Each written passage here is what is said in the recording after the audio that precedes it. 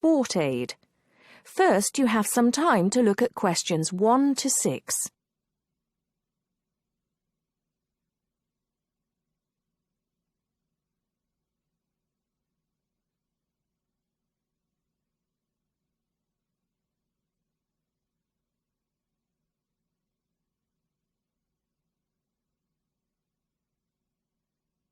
Now listen carefully and answer questions 1 to 6. Hello, you're listening to Redgate Radio and I'm Alex Dunbar.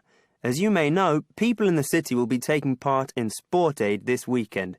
Here's Liz to tell us more about this event and how you can get involved. Thanks, Alex.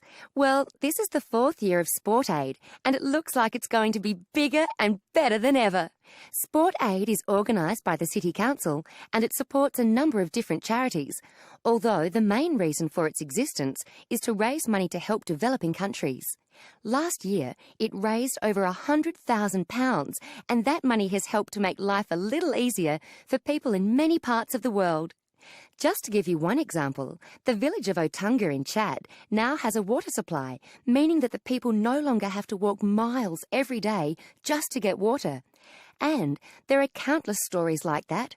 By contributing to the infrastructure of different regions, it's hoped that things like Sport Aid will enable many more people to climb out of poverty. Another way in which that happens is by giving people the knowledge and skills to earn money. One of the biggest issues facing people in many poorer areas of the world is education. Something that we take so much for granted can be rare and expensive in some regions. Education is seen as key to development, and money from Sport Aid has paid for schoolrooms and equipment in a number of places. So what can you do to help? There are lots of ways in which you can get involved. First of all, you can go down to the biggest attraction of the day, the Sport Aid charity football match. There will be thousands of people at City Stadium, and all the money raised from the sale of tickets goes to charity. There's much more going on than just a football match, of course. There will also be lots of entertainment for the whole family, including a fair, stalls selling all kinds of food, and even a chance to try out some sports you may not have tried before, like softball and volleyball. It's probably going to be a very active day, so it's best to make sure that everyone is in comfortable clothes before you go down there. It's always a fantastic day out, and it's a great way to show your support. Before you hear the rest of the talk, you have some time to look at questions 7 to 10.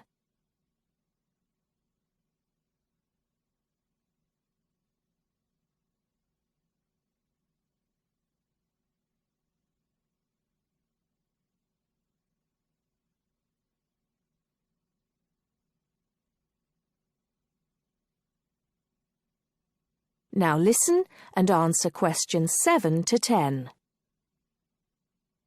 But you're not restricted to being a spectator. Apart from the main event, there are a large number of smaller events taking place across the city. These range from fun runs around the park to games of cricket, and there's sure to be something happening in your area. Contact details are available for the people putting together each event, and you can get those from the council website. We'll be giving you the address for that at the end of the program. It's still not too late to organise your own event, as lots of people around the city are, although you'll have to get going on it now.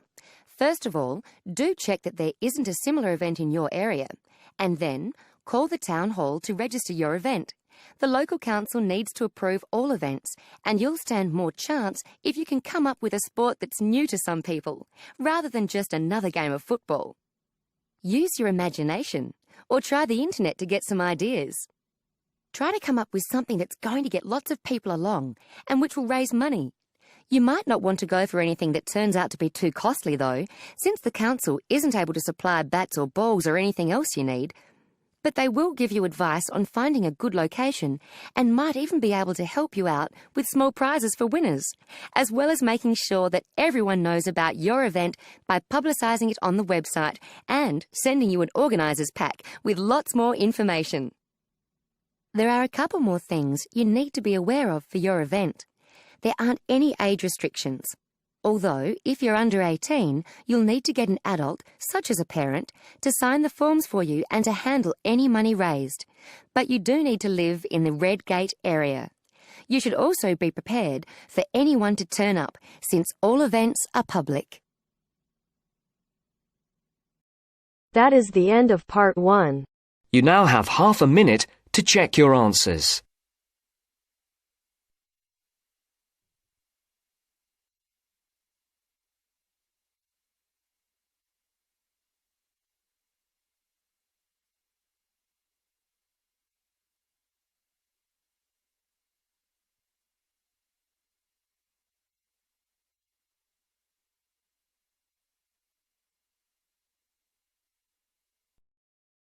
Now turns to part 2.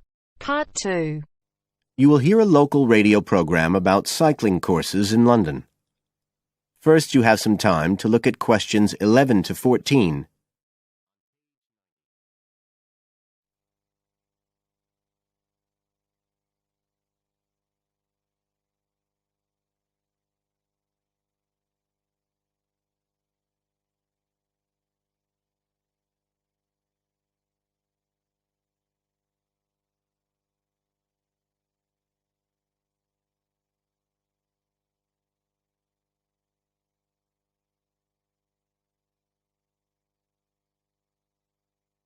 Now listen carefully and answer questions 11 to 14.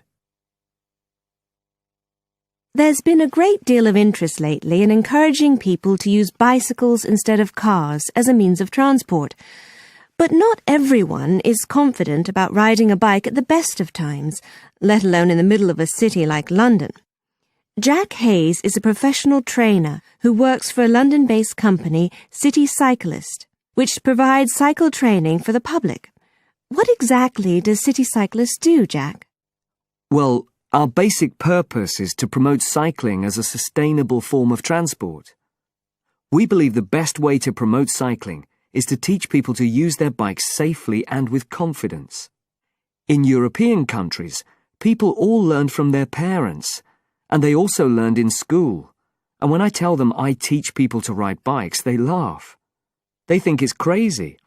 But here in London, it's completely different. You're approaching the point where a whole generation of people have grown up not being allowed by their parents to cycle because it was considered to be getting too dangerous. And so, in turn, they can't teach their children. We believe in realistic training. So if someone wants to use a bike regularly, say to get to work or school, we aim to train them by teaching them to ride on the actual roads they'll use, so they can develop the basic skills they need and build up their confidence that way. At City Cyclist, we believe cycling's for everyone, no matter what age or level of ability or mobility. We do complete beginners and also advanced courses. That's for urban cyclists who want to deal with things like riding in streets with complicated intersections and things like that. We don't promote the use of personal protective equipment for cyclists, and we endorse the policy of the European Cyclists Federation that parents should be allowed to make an informed choice as to whether or not their child wears a helmet. We believe the key to safe cycling is assertiveness, taking your place on the road. This has to be instilled right from the beginning. Assertive road positioning and behaviour is the key to safe cycling in congested urban environments. Some people are surprised that we don't promote the segregation of cyclists from motorised traffic, but we don't think that's practical in all urban environments. Instead, we teach people to use as much road space as they need to travel safely and effectively. You now have some time to look at questions 15 to 20.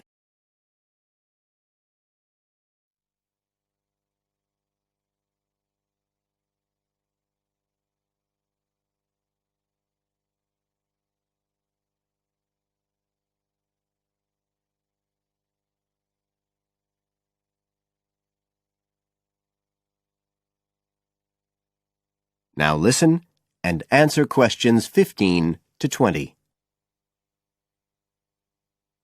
Now, as well as courses for individuals, City Cyclist provides a number of services for organisations.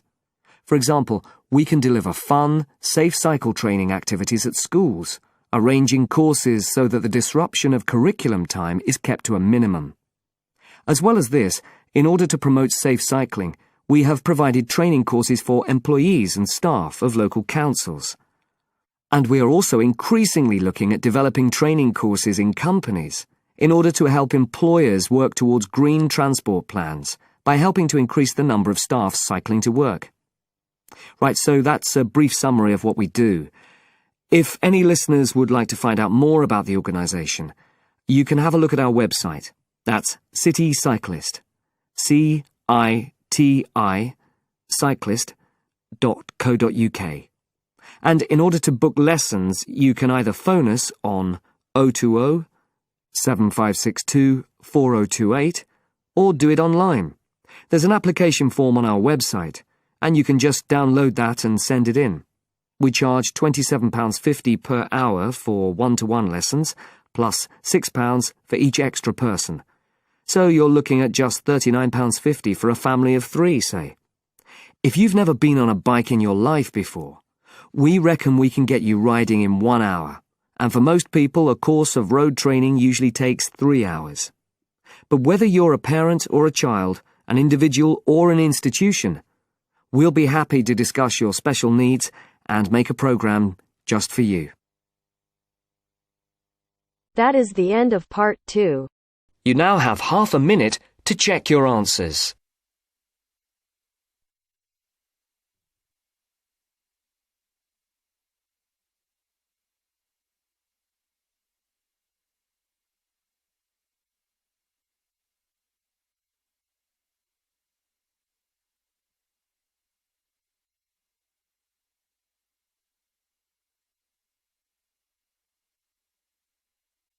Now turns to part 3.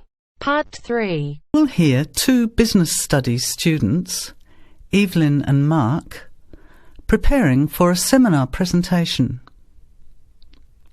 Before you hear the conversation, you have some time to look at questions 21 to 25.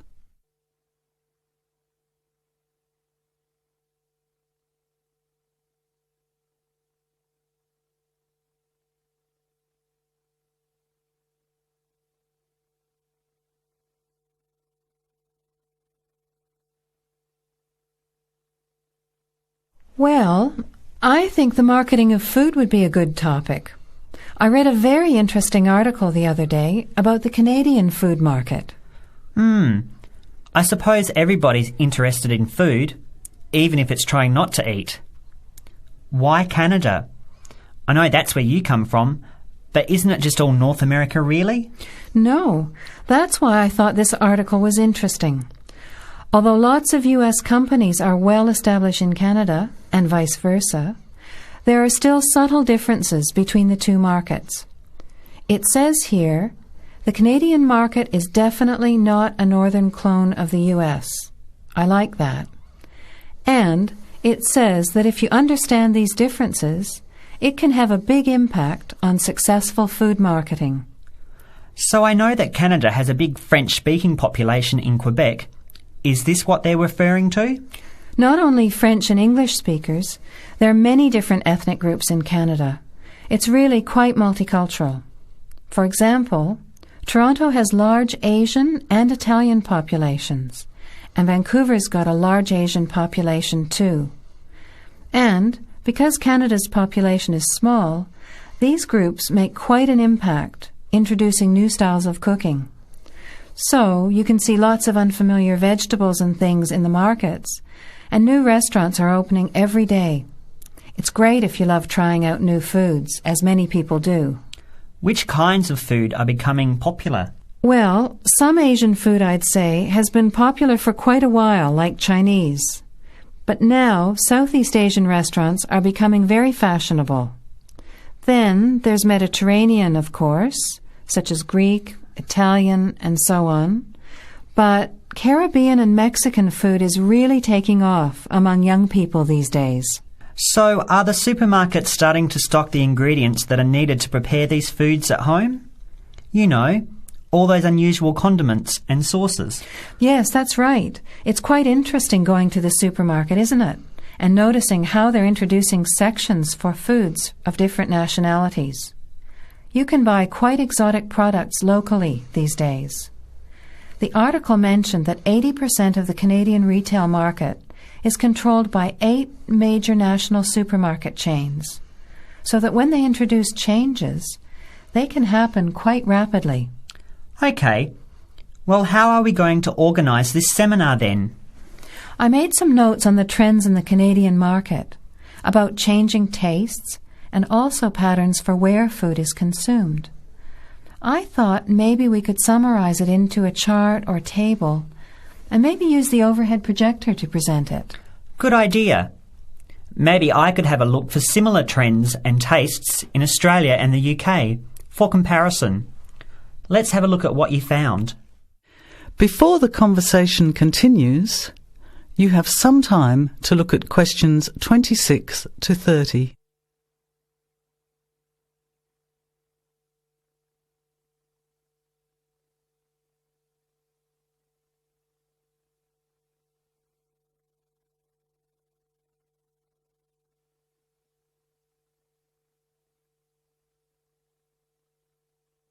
Now, as the conversation continues, answer questions 26 to 30. The most significant trend, it seemed to me, was that Canadians are definitely interested in healthy food. For example, did you know that salads are the 3rd most commonly eaten food in Canadian restaurants? Really? What about organic food then? Is that becoming more popular? Yes, it's definitely moving into the mainstream compared to a few years ago.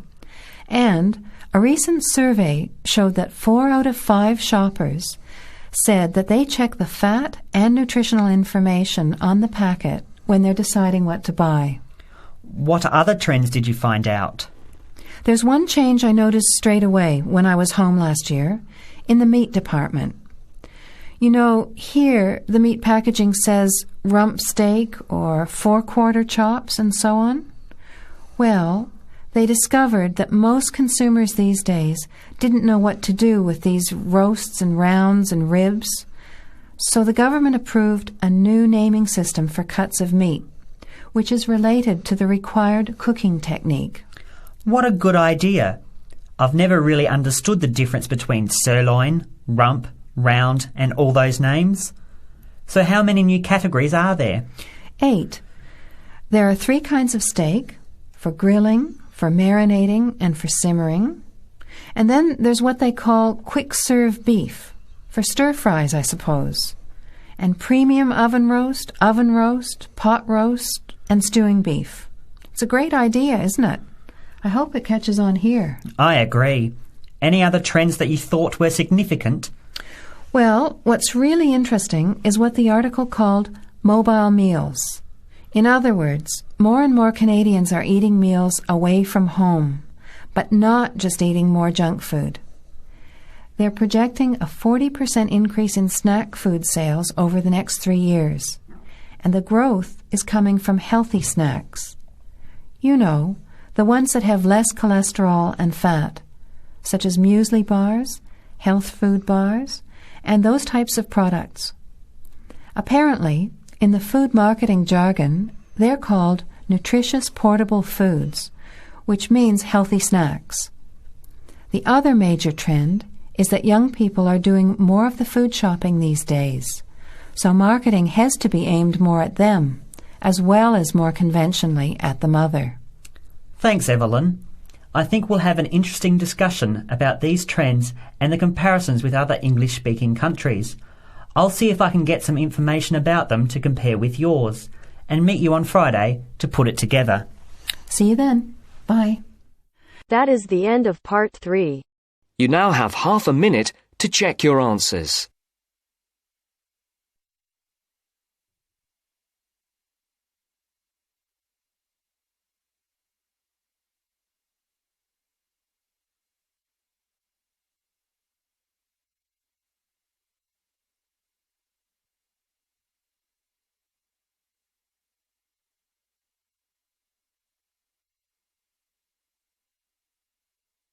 Now turns to Part 4.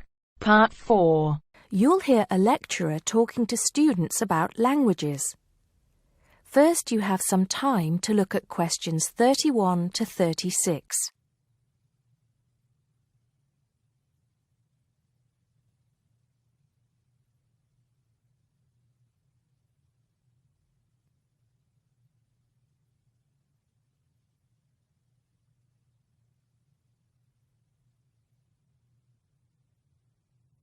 Now listen carefully and answer questions 31 to 36. Good afternoon, everybody. Today, in the first lecture on anthropology, we're going to look at languages and how they are disappearing fast and what effect that's having on people and the world as a whole. We hear so much in the news about the possible extinction of animal and plant species in the world. It's a sad thing that one day certain animals will cease to exist. But how many of you are aware that the world's languages are facing a similar threat? Believe it or not, there are currently more than 6,000 languages spoken in the world today, but experts believe that by the end of this century, this number will be reduced to half. And as each language dies, the culture and specialized knowledge of a community dies with it. The unique knowledge of the environment, local wildlife, plants, animals, and ecosystems, not to mention the cultural traditions of the people themselves, will become lost forever. In essence, each language is not just spoken or written words strung together. Language has the power to hold the entire history of a people. Approximately one language dies every 2 weeks. This is an unprecedented situation. Never before in history has there been this rate of rapid decline. Most human languages are spoken by relatively very few people. Let's put this into perspective. The Ethnologue, the leading authority on the world's languages, has put together a list of every living language known to man. There are over 6,500, of which 6,000 have available population figures. Now, 109 million people speak just 10 of these languages, and they are the major languages of the world. At the opposite end of the scale, there are minority languages which are only spoken by a few people, and that's what this chart is illustrating. The number of languages is represented on the vertical axis, and the total number of languages that make up this group is an astounding 1,619. For each of these smaller language groups, the population range of speakers goes from 1 to 999. Even more incredible is the fact that out of these small languages, over 200 of them have a speaker population ranging from just 1 to 9. Imagine only 9 people speaking your language in the whole world, or even only 1 or 2 people. Now, let's think geographically. In total, there are 516 languages that are nearly extinct, where only a few members of the older generation survive. When they die, the language will die with them, lost forever. The majority of nearly extinct languages come from the Pacific and the Americas, making up 74%, followed by Asia at 15%. Europe has the smallest percentage of languages that are nearly extinct, only 2%. Before you hear the rest of the talk, you have some time to look at questions 37 to 40.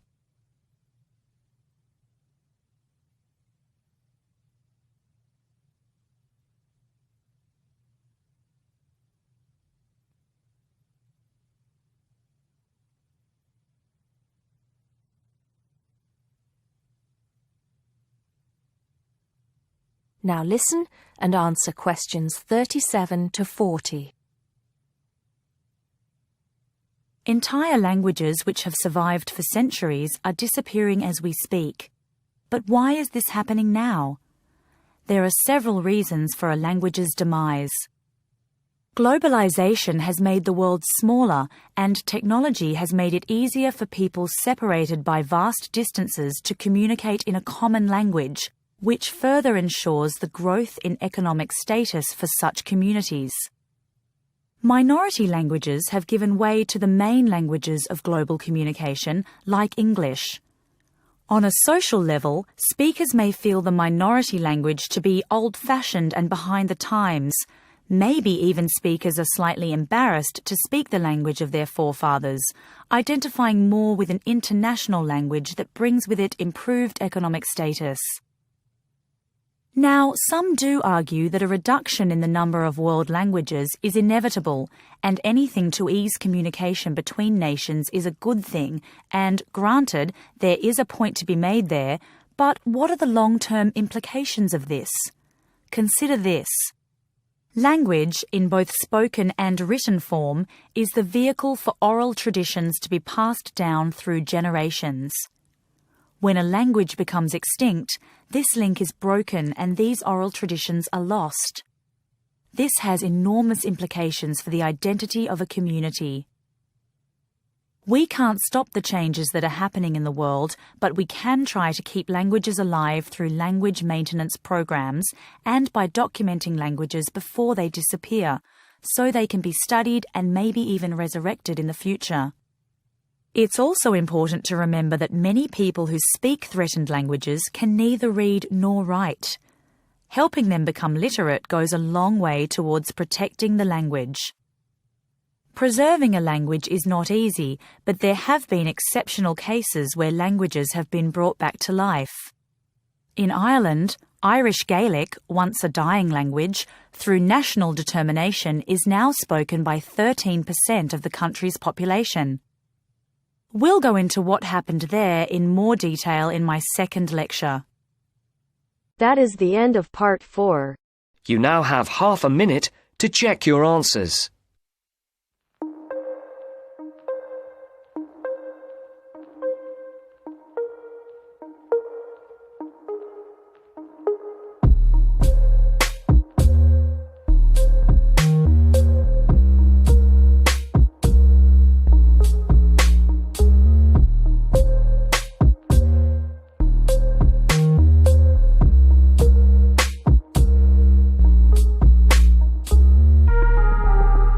That is the end of the test. You now have 10 minutes to transfer your answers to your IELTS listening answer sheet.